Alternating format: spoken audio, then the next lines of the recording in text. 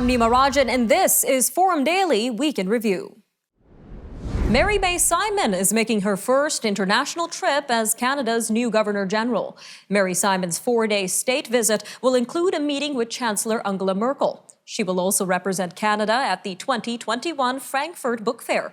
A statement from Rideau Hall says Canada and Germany have long been allies and friends, and that the visit highlights shared values and strong ties. Prime Minister Justin Trudeau will be in Kamloops, BC today. This comes weeks after he apologized to an Indigenous chief for not accepting her invitation to an event marking Canada's first National Day for Truth and Reconciliation. He will visit the TK'EMLUPS SECWEPEMC Nation. The First Nation announced last May it had found what are believed to be some 200 unmarked graves at the site of the former Kamloops Indian Residential School. Numerous Indigenous nations have since reported finding unmarked graves at other former residential schools. In the next redrawing of federal ridings, Quebec will lose a seat, but overall the number of seats in the House of Commons will grow by 4, making 342. Quebec's 78 MPs will be reduced to 77. This is the first time since 1966 that a province has lost a seat when the electoral map is reconfigured. Alberta will get 3 more seats, making 37. British Columbia will get 1 more seat, making 43, and Ontario will add 1 seat, making 122. Canada Mortgage and Housing Corporation says the annual pace of housing starts in September fell compared with August. The National Housing Agency says the seasonally adjusted annual rate of housing starts last month was down 4.4% from August. The annual pace of urban starts fell 4.5% in September. New data from the Bank of Canada shows workers are more willing to leave their jobs in search of new work, and businesses are working harder to attract talent. Companies that took part in the central bank's quarterly Business Outlook survey also say they will pass higher payroll and higher shipping costs on to customers. Combined, almost half of businesses surveyed expect the pace of price increases to stay above 3% over the next 2 years. Global Affairs says it is aware of media reports that a Canadian citizen has been kidnapped in Haiti. An email statement from the government agency says Ottawa is working with local authorities. It goes on to say that the Government of Canada's first priority is always the safety and security of its citizens. It says due to the provisions of the Privacy Act, no further information can be disclosed. The Canadian is among 17 missionaries, including their children, who have been abducted. This is the same gang blamed for kidnapping 5 priests and 2 nuns earlier this year. They were later released. The Minnesota Department of Natural Resources says Calgary-based ENBRIDGE has failed to meet a deadline. This is for cleaning up a site where an aquifer ruptured during construction of its Line 3 oil pipeline. The company says it is working with the DNR to correct uncontrolled groundwater flows. Minnesota has already ordered ENBRIDGE to pay $3.32 million for failing to follow environmental laws and will now demand further compensation. A senior military commander said he is not expecting there will be much opposition from the Canadian Forces personnel over mandatory vaccinations.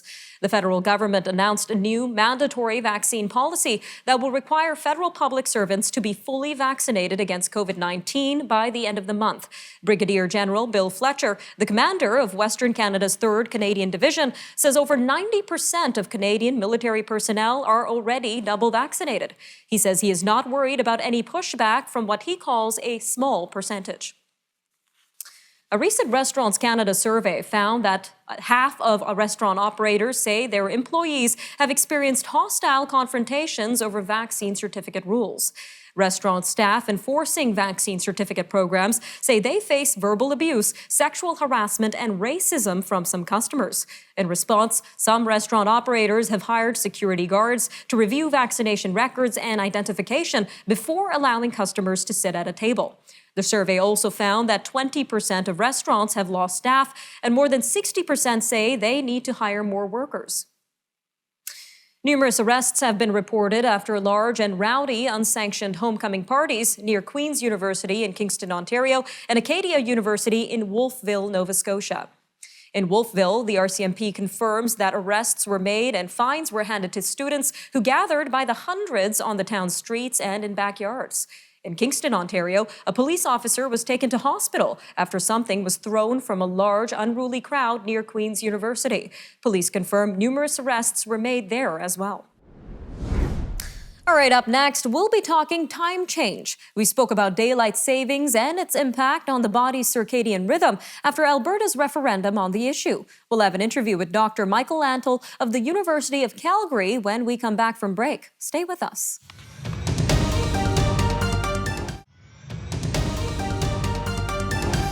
University of Calgary psychology professor Michael Antle says Alberta would do better sticking with standard time, where one circadian clock is more in line with work schedules.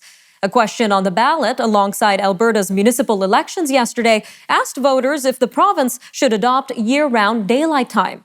Dr. Antle says switching to daylight time permanently wouldn't make a difference in summer, but it would mean dawn would be at about 10 a.m. during winter in most of the province. University of Alberta Associate Psychology Professor Kyle Mathewson says having fewer hours of sunlight in the morning could have long-term health consequences. This includes increases in certain cancers, obesity, and diabetes. Well, joining us now to tell us more on the mental and physical impact of this potential change is Dr. Michael Antle himself, University of Calgary psychology professor. Sir, welcome to Forum Daily. Good morning. So let's start with this, Doctor. What kind of impact does a 1 hour time change have on the human body? So our body, it follows two main clocks. One is, of course, the sun that our biological clock follows. And then the other one is our work clock, the one that our boss uses or our teachers use to tell us when to be at work or school. And you want to make sure there's not much of a conflict between those. And if they're in line, like they are on a more natural standard time, it's healthier for the body. But when there's a conflict, when they're out of sync, like when you make a time change, that's when problems start to creep up. Now, some would consider this switch to daylight time relatively easy, but you say Alberta would do better sticking with this standard time that you mentioned. So this is rather than daylight time. So tell us a little bit more about the differences between standard time and daylight time and why we should switch to standard time instead. Right. So every sleep and circadian organization in the world has been endorsing the move to standard time because it matches our circadian clock to our social clock, our work schedule. But in Alberta in particular, actually, Alberta follows a time that's not quite right for us. So we even have daylight time when we're on standard time. And the move to a permanent daylight time would actually be more like double daylight time. So it would actually accentuate the difference between our biological clock. So it doesn't seem like very much, just an hour, but because of the time we follow is kind of offset anyways, it would be really bad and hard for Albertans. Now, meanwhile, the referendum question yesterday specifically mentions adopting a year-round daylight saving time. So what would that look like for Albertans throughout the seasons? Right. So we have glorious long days in Alberta in the summer. They're really late sunsets, but we have a really strong photo period that changes quite a bit over the year. So in the winter, we have really short days. And if we're on daylight time, that means the sun doesn't rise in Calgary in December until after 9:30. It's close to 10 a.m. for Edmonton. Places to the west, like Grand Prairie, might not see the sun until almost 10:30 in the morning. And that's where the challenge comes in, trying to move to a daylight time. And what kind of health problems could this switch to just daylight time in particular lead to, Doctor? So they've looked at people who live at different sides of a time zone. So they all follow the same clock, but they're on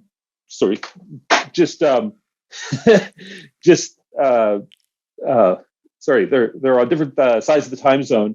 People on the west edge actually have a later sunset, and they have less sleep. So going along with the less sleep, you actually have increased rates of diabetes and cancer in those cases. Now, that's really interesting, Doctor. So I really want to go back to Professor Mathewson's comment. How is sunlight connected to the overall health of people? So sunlight is what our biological clock uses to set its phase. And that's where the problem comes in when we're following daylight time, is we're actually offset.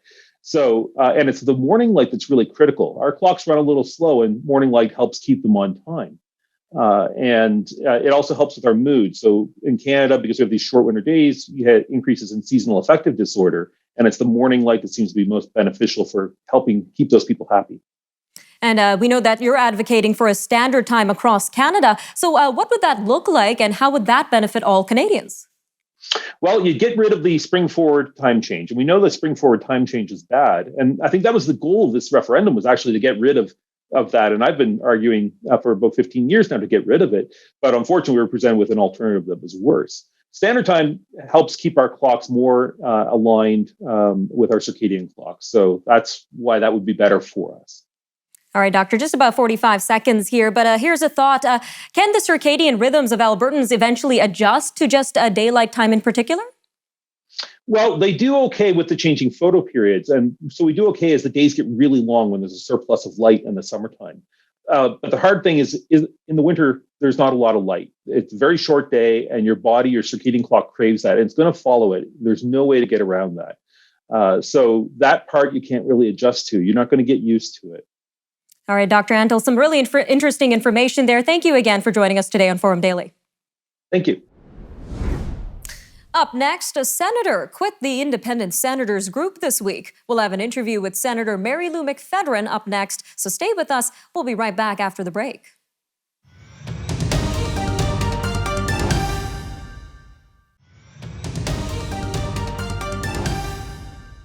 A senator has resigned from the upper chamber's biggest parliamentary group before a hearing took place to consider removing her from it.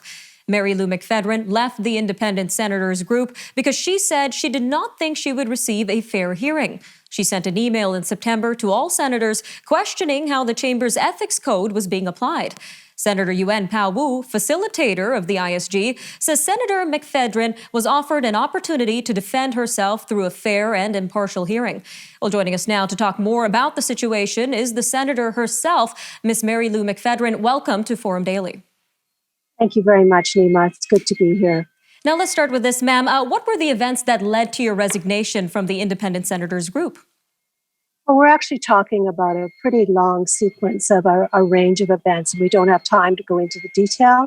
But really what it boiled down to was a fundamental difference between how I view the value of questioning as an independent senator and how the leadership of the Independent Senators group has come to respond. I also tried in my letter of resignation to give a very clear 2 points of view, their point of view, my point of view, in terms of some of the key areas of difference. But in terms of the question about why I didn't go through with the hearing, I respect the fact that Senator Wu perceives what was going to be offered as being fair. I don't at all. I'm a lawyer. I'm a human rights lawyer. I'm 70 years old. I've had a fair bit of experience in the world. And in no way would I describe what ended up being the procedures of this hearing as being fair or due process. And to add to that, ma'am, I want to jump to a column in the Hill Times. In it, you mentioned that you were perceived as difficult for your stance on the ethics standard, especially when it came to the recently adopted harassment policy.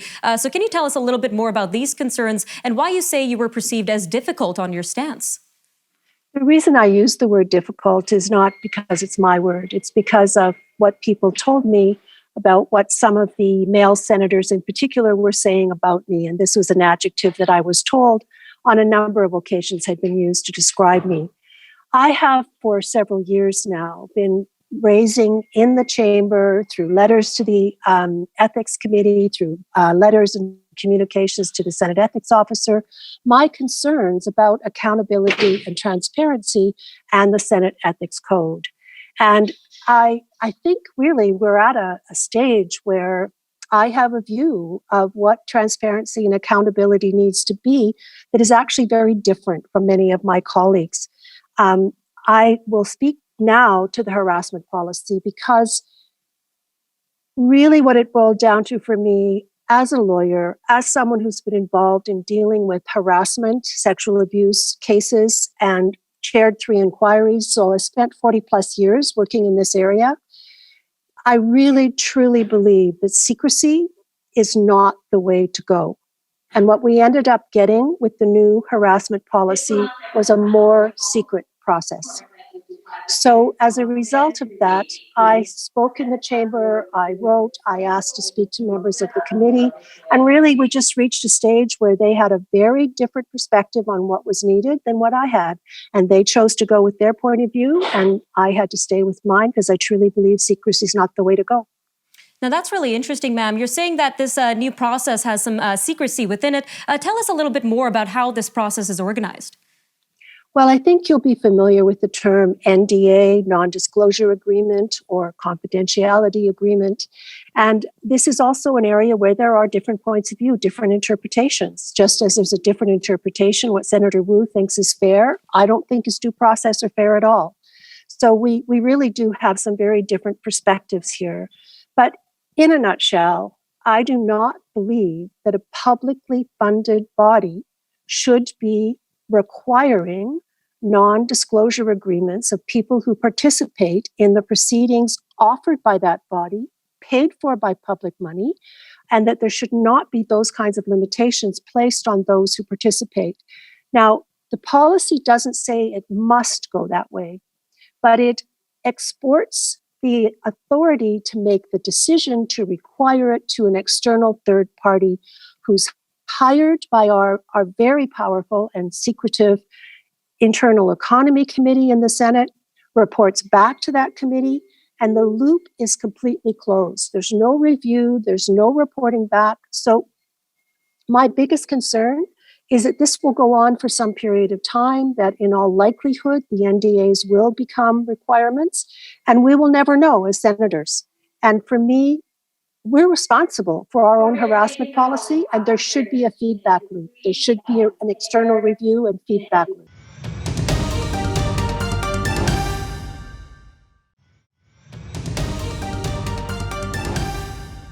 Russia registered the highest daily numbers of new coronavirus infections and deaths since the start of the pandemic. The government coronavirus task force reported 36,339 new confirmed infections and 1,036 deaths in the past 24 hours. This brought Russia's death toll to 227,389, which is by far the highest in Europe. Russian President Vladimir Putin ordered Russians to stay off work for a period starting October 30th and extending through the following week. Moscow's mayor followed up with more restrictions in the capital. India has administered 1 billion doses of COVID-19 vaccine, passing a milestone for the South Asian country where the Delta variant fueled its first crushing surge this year.